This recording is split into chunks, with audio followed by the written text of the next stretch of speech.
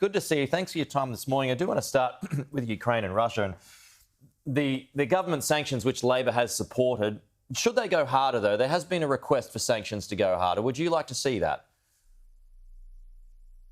Morning, Pete, and morning to your viewers. Look, we've supported the government's initial sanctions that they have announced. We think it's really important there is bipartisanship on this issue.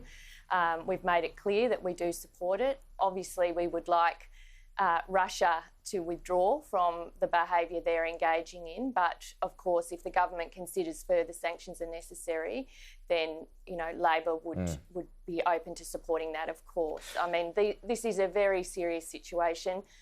We have our experts, making decisions and advising government. Labor has been briefed on them. And at this first announcement of sanctions, I think the important issue for us is that we support the government and absolutely support the Ukrainian people and their government. Yeah, well, on that, you may be the government in a couple of months' time. We've got an election around the corner, so if war were to break out, you may well have to pick up the pieces. So a couple of points here, Senator. So firstly, we've got the Ukrainians who have been pushed to the top of the pile when it comes to visas.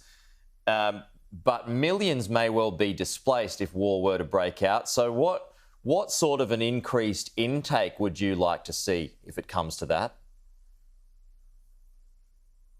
Well, I think, I'm not sure it's useful speculating at the moment, considering the situation that Ukrainian people are in. Obviously, Australia should do whatever it can to support people, particularly those who, might apply for visas, and we welcome that decision. Obviously, we will wait for further information from the government.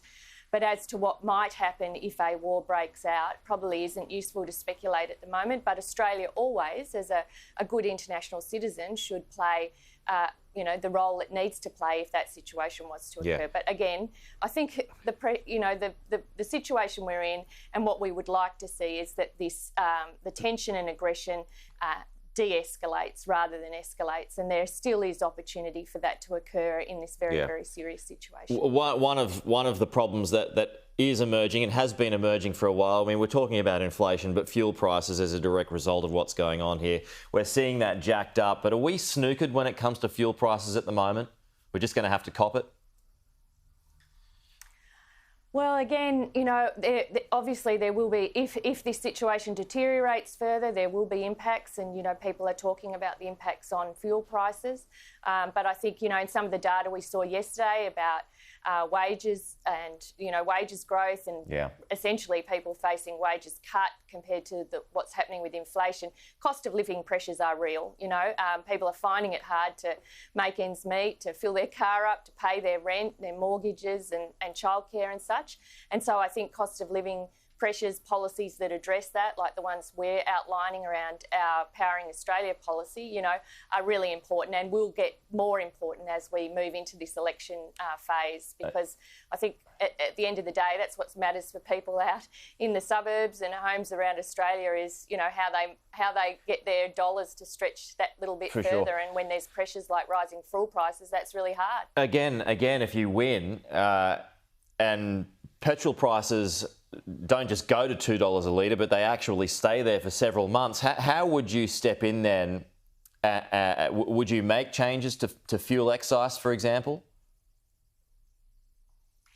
Well, our focus at the moment is on policies that actually reduce the cost of living for people. So I think most people would accept it is difficult for governments to, address the price of fuel.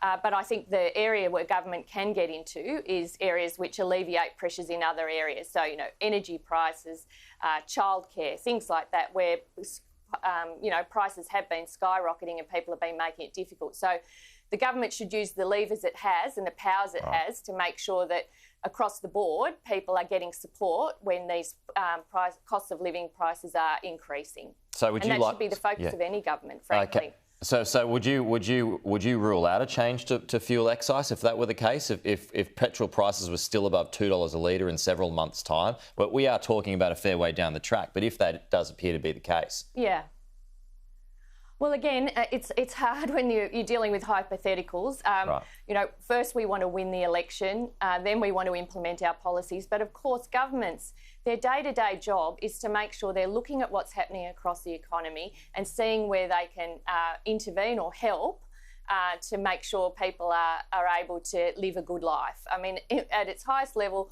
that's the role of government: keep people safe, make sure that they can make ends meet. And any government should keep things, you know, issues on the table where that prices are rising and look at what they can do to help people.